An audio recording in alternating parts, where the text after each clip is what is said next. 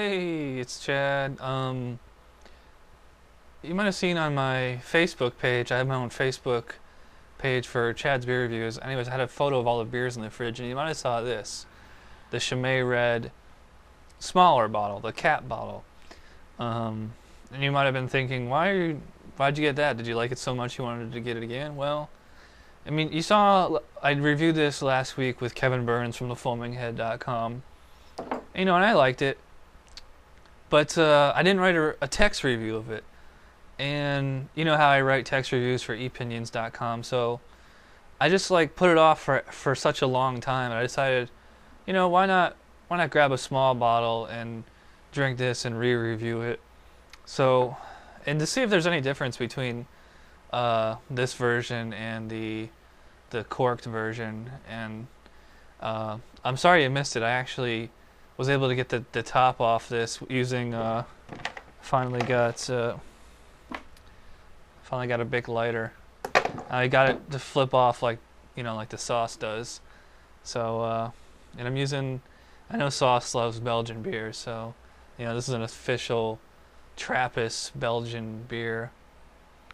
This smells like straight up red wine. The corked version smelled a lot maltier, a lot fruitier. This smells almost kind of sour. Trying to see if I can find a date on here, because I don't know if these versions are meant to be aged, or if only the corked versions are. I don't know, but I mean, this can't be that old. I just bought it like a week ago. So, and I'm not sure if I'm gonna post this as a separate video or as like a bonus material or something, but anyways, here we go with the Chimay smaller bottle.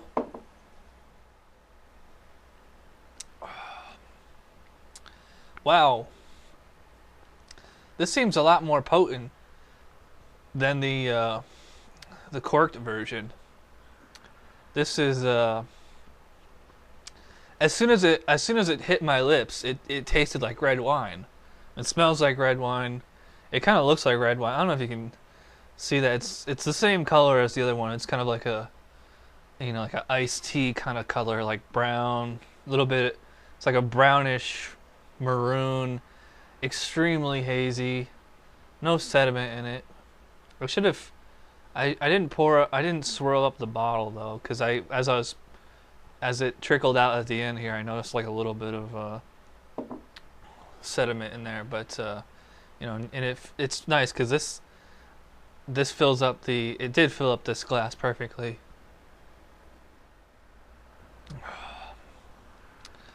I forgot I haven't really been talking about the beer that much.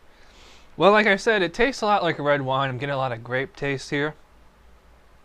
I'm also getting a lot of malts. There's a little bit of like a kind of like a caramel kind of finish on the end here. It's sweet, but it's fruity. It's also a little bit dry. Yeah, I'm getting like this. It's surprising. It's almost kind of like a caramel kind of taste at the end there. Lots of carbonation. You can't really tell by looking at it. But like the more yeast a beer has, the more carbonated it's going to be. In a beer like this that is, intended to age, it's very small, tiny little bubbles. Not like your Bud Lights and what have you that are, tons of big, huge bubbles. This is more subtle carbonation.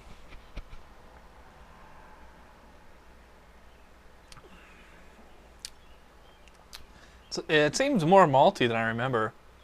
Getting that kind of rich, kind of like a dry finish on there. I think I like the corked version better. I'm not too crazy about this. You can tell how humid it is in here. I mean, just look at all that, the sweat on the bottle, or on the glass, and you can just see where the beer came up to and where it was. It's funny because like the initial mouthfeel is kind of like this very wine-like taste, a little bit sour, dry, and the finish is like this sweet kind of candy taste. I'm getting like I said, caramel. I mean, it's definitely not chocolate, but it's like a kind of like a candy apple kind of taste. So it's like fruity, but sweet. Mouthfeel is like a little intense. Like you can feel that carbonation dance on your tongue, but otherwise it finishes really smooth. I'm not really tasting the alcohol here. I think this is what, 7%. Yep, 7%. So you know, it's not too bad. Kind of like the Schneider Brooklyner that masks the flavor pretty well.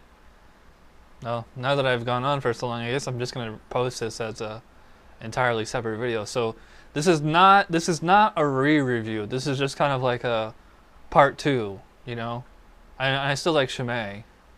I don't think this is this particular beer, whether it's the cork version or this version, is particularly outstanding. I think it's a really good beer, but I don't think it's quite the best of the best, because usually out of the 3 Chimay beers, the blue is the one that's most acclaimed, and I'm gonna get to that. I just want to drink them in order. I want to do the red, then the white, then the blue. That's weird. That's like a much more distinct caramel finish than I remember from last time with Kevin. But I mean, I stand by my rating. I give it 8 out of 10. I'm gonna give it an 8 out of 10 this time. So you know, Chimay Red. I recommend the corked version better, or you know, more than this. They're both pretty good, but if you're a fan of red wine, you would definitely like this beer, especially this version, because it tastes a lot like red wine. Hey, I don't know what happened just there, but something screwed up and I lost the last segment of that video I just recorded, but it's not really important because I rambled on too long anyways. But the point is, I still give Chimay Red an 8 out of 10. It's an excellent beer. I really don't think it's one of the best of the best, because it's so much like a wine. It's like, if I wanted wine, I'd drink wine. I like beer because I like the taste of beer. You know, and I think it's like a very acquired taste. I don't think it's as drinker friendly as a lot of, like, I think like Dogfish Head, Stone, and Rogue are a lot more drinker friendly than the Trappist Belgian beers. So anyways, that does it for this review, and thanks for watching, and please rate and comment on the video, and if you're not already a subscriber, why not add me? Why not?